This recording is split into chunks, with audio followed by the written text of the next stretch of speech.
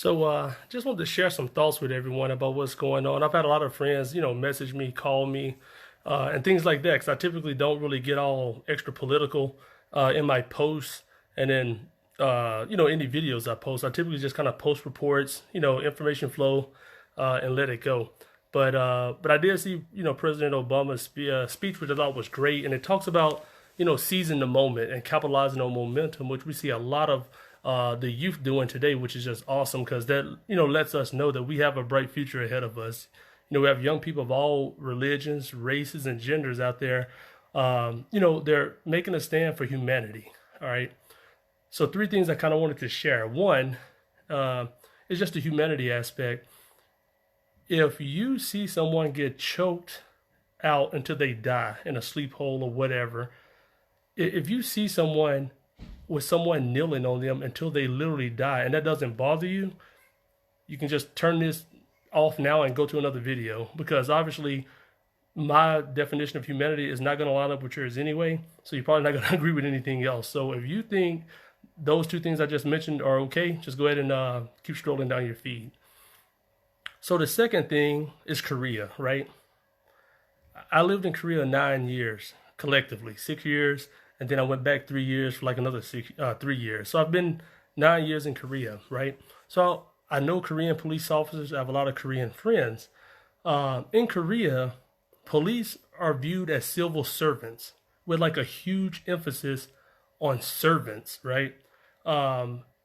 In cases where you see Korean police roughhousing people, like literally everyone around will stop that police officer. And if he or she continues, they will attack that police officer. Like in almost every case, they're acquitted.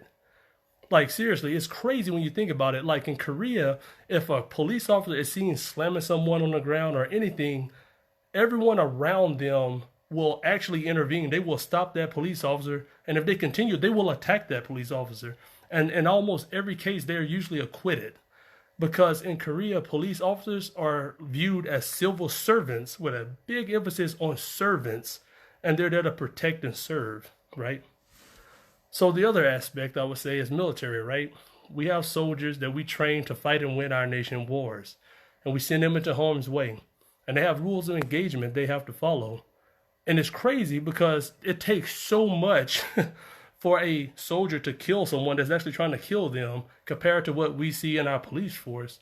And I'll just say it point blank, if a soldier is videoed doing the things to a terrorist that we see going on in our streets, they would immediately be arrested and tried for war crimes. And we've seen this in history.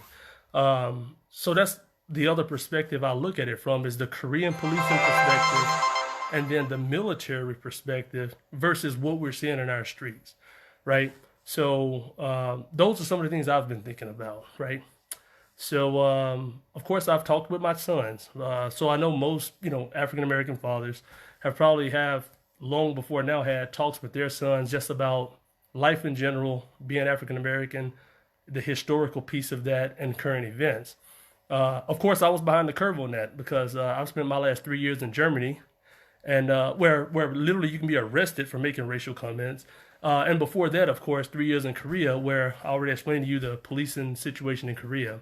So now that we're on our way back to the States next year, with all that's going on, I figured now would be a good time to start talking about things.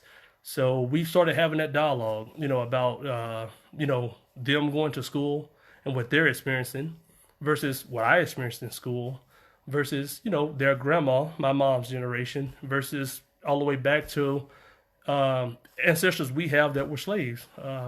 And people, I'll hit on that real quick. People act like slavery was so long ago, but a lot of people might not be tracking, but it was a story broke yesterday in the Army Times. The last recipient from the VA of the Civil War just died yesterday. Literally just died yesterday.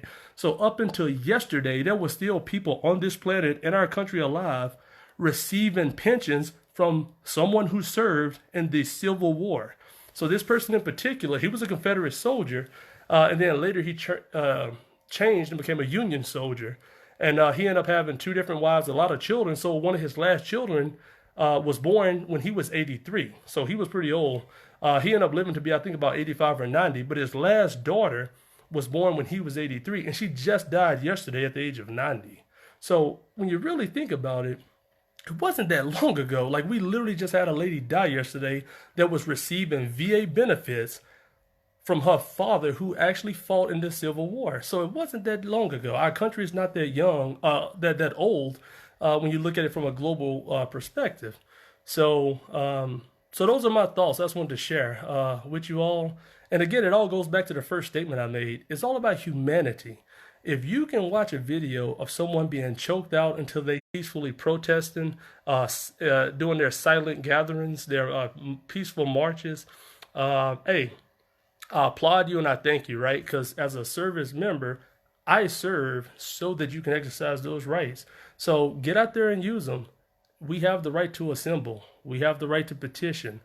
Those are things that those are freedoms we're guaranteed. So use them and use them well. And lastly, I'll say this.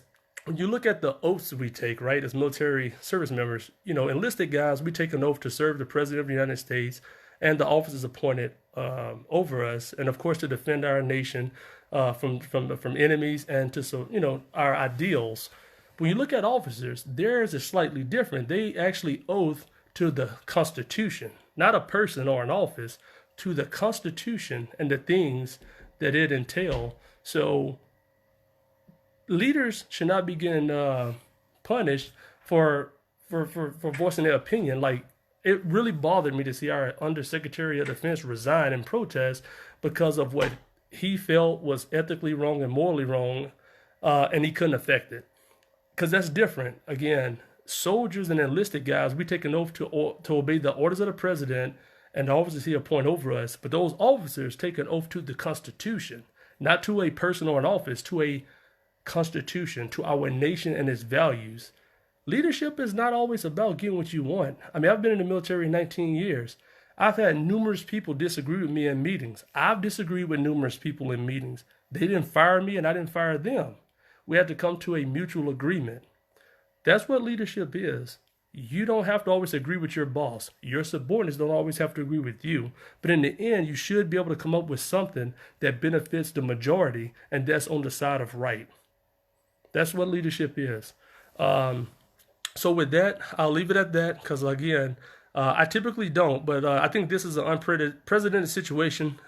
So I figured I'd be unprecedented myself because I've had, seriously, friends from Africa, friends from Korea, friends from Germany.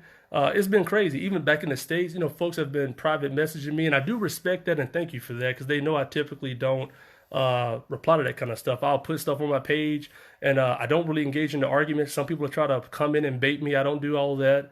I'll just leave it there or delete it. But I do think that I might not can do much, but I don't have to stay silent. So for people that already know me, I mean, this video probably isn't anything new. They know where I've stood anyway. People who don't, I mean, now you do. But I have friends of all religions, races. So I've never been a racist person. And racism is a virus. That's how I've always looked at it. It is a virus. It's infectious. And it should be stomped out. So I really am very happy with all of our, you know, brothers and sisters around the world that view it the same way, and they're doing what they can to make their voices heard. So with that, I'll leave it. I hope you all have a great weekend. And for those of you who are demonstrating or protesting or doing their silent marches, stay safe. You know, drink water. I mean, because I know it gets hot out there. And stay prayed up. I would say that for sure. Because if I was in a position where I could go to something, I'd definitely pray before I go, and of course when I return. So that's what I would say is stay prayed up, stay safe, and you know, drink your water. Look out for each other and continue to roll those videos because this isn't new. Like, the only thing new about this is there's videos so things can be done.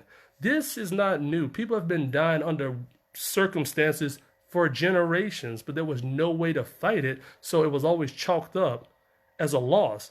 So this isn't new, but it's great that the videos are there, so there is proof and there is something that can ignite us to unite as one for the side of good over evil. So again, thanks for your time. Feel free to leave a comment if you like, and stay safe.